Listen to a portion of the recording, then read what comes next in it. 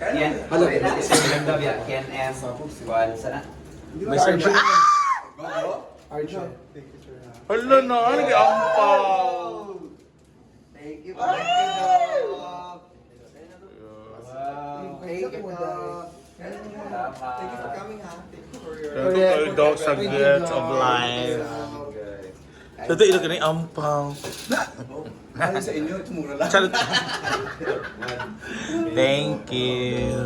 Thank you po. Kaya na, so meron tayong chow fan. We also have hotdog with cheese. Scrambled egg with bacon. Okay, kami. And then meron tayong tuyo. And adobong papoy. And we also have the gout soup. Gout soup. Para munggo gout. Para doon sa mga client. Galing sa farm namin, ha? Oh, no? Talaga? Sa Mulog, yeah. Wow, fresh from the farm. Thank you, dog. Thank you, you. dog. Yeah. So ang plan natin is that after the photoshoot ni Brenda, no? Yes after the po. photoshoot, until 4 yun, opening, until 7 or 8, tapos na. Then, diretso tayo ng Marilog sa house. Apa. Then, after that, diretso na kayo uwi. Kasi sa ano lang, Buddha lang yun. Yes, Yes, sir. house. So, we're gonna drinks. There. Pili na ito dito. Sige, sige. Yung place na yun is very important sa akin kasi doon ako lagi. Naging emotional ako. Pag ano siya, pag, Doon yung sex escapade. Kasi ba ko, kachado, matutudok, uy. Yeah, let's eat breakfast. Good morning, guys. Gobiertos pala tayo. Oo, kubertas. Huwag natin magmunggo kasi lagi tayo nagmumunggo sa bahay. But this is fresh from the farm daw, galing sa kanila. Hindi nga siya munggo. Hinihingi sa labasag sa Sa imo rice tayo. half lang. Sana siya. String piece din ha? Spanish rice. String bean siya, kalabasa. Wow, may Oh, ulit di mong gusto eh. Ha? Giniling mo, day ni day. O kalabasa, o... Ayun, ganahin ko ang beans. Sarap. Yes guys, good morning! So we're heading to the pictorial day. Pictorial venue pala kasi today is pictorial day of Brenda Ahmed. So I am wearing my best outfit with my sa bahay ni Dog. And of course, dahil dyan! Char lang. So I'm wearing my lipstick. This is the best lipstick ever. This lipstick from Pating Ting. Ayan, with Clyde. And nandito kami sa Villa Monte Maria. Lot black, basta. Hindi rin pala pwede yun. Basta villa dito. Ang ganda ng bahay ni Doc. Let's see what's gonna happen later on. So basta pictorial, makeup muna. Kasi sa Brenda, kailangan siya 2 to 3 hours ang makeup. Dahil alam naman hindi yung kagandahan. So kailangan talaga todo ang makeup para ma-absorb. Kasi pictorial siya, tapos i-make siya na billboard.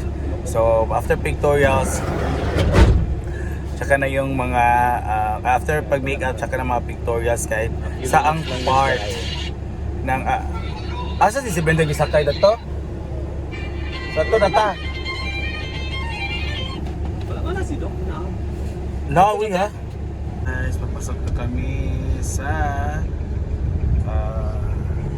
pictorial venue and Brenda. We're here at Kalinan Po Cemetery and Crematorium. So we're gonna open this. So mag-opening later for pictorial muna si Argel TV. Si Brenda TV. Let's go inside.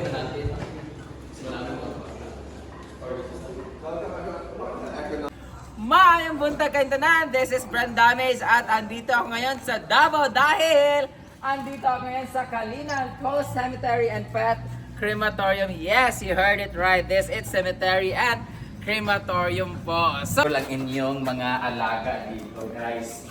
Look at that. It's really my first time na nakapasok sa ganito at maka-experience na ganito na meron palang ganito. I mean, nakapunta na ako doon sa kabila sa CGO, meron ganito. Pero this one is parang whole na siya, for pets lang talaga, hindi siya pang tao lang. So ito, kung pets talaga siya, ang purpose dito guys, or ang dahilan kung bakit nilagay ng ganito guys, or nagpatayo ang owner nito, because kagaya natin, pag nawalan tayo ng minamahal o namatayin tayo ng minamahal, talagang dapat we give time ourselves para ma-process yung pain na na-feel natin sa pagkawala ng ating mga pets or sa ating mga minamahal sa buhay. As well as ganun din sa ating mga alaga, di ba? Pag mahal natin sila tapos biglang nawala.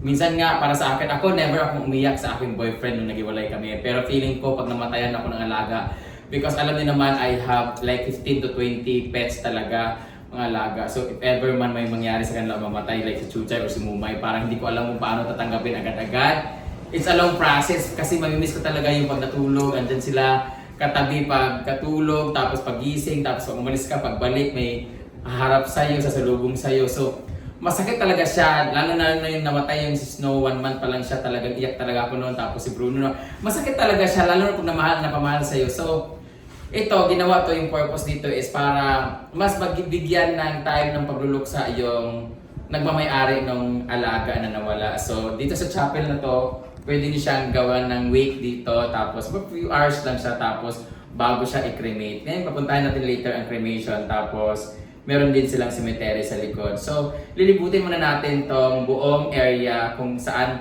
ilalagay yung mga ashes or urn, kung ma-cremate na siya, kung saan ililibing, kung hindi cremation ang mangyari, sa cemetery siya. So, tara, puntahan natin. Pero tingnan nyo naman guys, oh.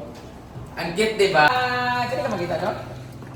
Dito guys, ito yung tinatawag na columbarium. And this space is very important kasi dito ilalagay yung mga urns ng mga or yung mga ashes ng mga alaga natin. Ito yung sinasabi ko na pag pumunta kayo later at mananalo kayo ng raffle, your prize will be free space for this one para sa inyong pets. And this is worth 80,000 guys for 3 pets. So medyo may kamahalan talaga siya. So kung medyo wala talaga kagaya ko, yung mga aso namatay sa akin, nilibing ko lang talaga sa bakuran ko, nilagyan ko ng flowers para may remembrance. Pero syempre, if you love our pets like our family members, bibigyan na talaga siya ng magandang space for their himlayan. So dito, this is worth 80,000. Ayan, sa mga maka-afford lang ha, hindi ano to. Ngayon, kung nanalo kayo ng raffle tapos wala kayong alaga, pwede yung mga ex nyo, yung mga kapitbahay nyo, mga chismosa, yun yung ipag-remate nyo dire. Charot lang. Muna siya space guys, medyo maluwag-luwag. At tingnan nyo naman, the space is very spacious. And there's a lot of space to sit and relax. Yan, meron sila dito. Meron ang manager dito, makikita nyo kaagad. Ang manager po nila guys ay buntis. Di ba? Huwag ko sabihin busog ka lang. Ano to? Ano dito dati? Hindi naman temporary dyan lang muna. Mga temporary na mga ashes na hindi pa nalagyan ng churbanes. At meron din silang, ito guys, ito may mga alaga po sila ito. Meron din silang free veterinary. Ito po guys, na nakagat ng pusa. Ito nakalmot kagabi ng pusa. Ito naman po may tigirang pusa. Charot lang.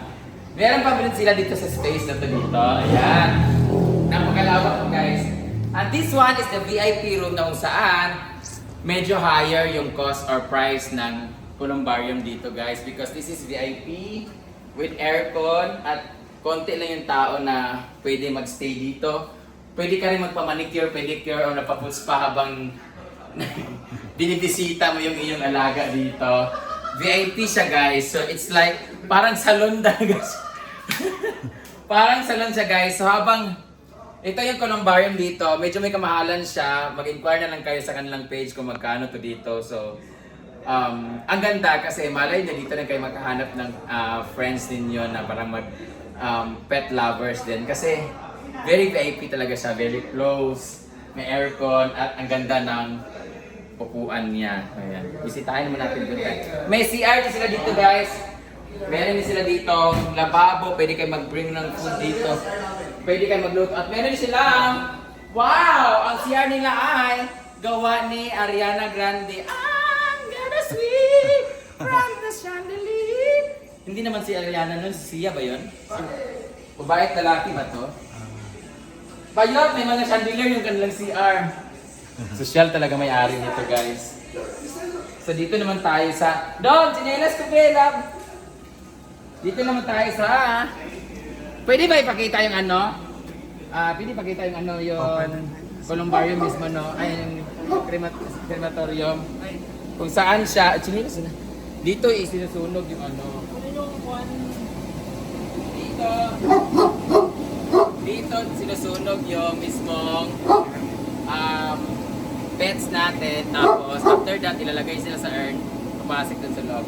Tapos this one, makikita nyo ang lapad-lapad ng cemetery. Sa mga hindi ma-afford yung cremation, pwede nyo siyang i-direct sa cemetery, guys. Dito tayo punta.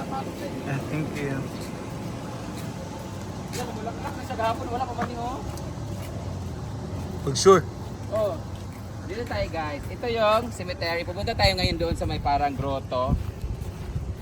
This one is parang cemetery ng mga tao talaga, no? Itong cemetery na to, kung maglilibing ka dito, good for 6 pets. Ang lot ay 100,000. Yan, meron nakalagay dito si Parker, Memory of Parker, 2004 to 2026. Dito, pwede kang maglibing ng 6 na pets. And this is 100,000. Ayan, malawak yung area, so marami ang malilibing dito. Ilibing mo na rin kasama yung pag-ibig na inalay mo sa iyong maling tao. Yan, so far 1, 2, 3, 4, 5, 6, 7, 8, 9, 10, 11, 12, 13, 14, 15, 16. Meron ng 16 lot dito na Nag-avail. na cater or na avail. And maganda yung view dito kasi may mga sunflower, guys, at malawak to, guys. I think this is 6,700 meters. Times 2 to sa Naguan Nature Park kasi yung Naguan is 3,000 lang siya. Talaga? Ngayon pupunta tayo dito sa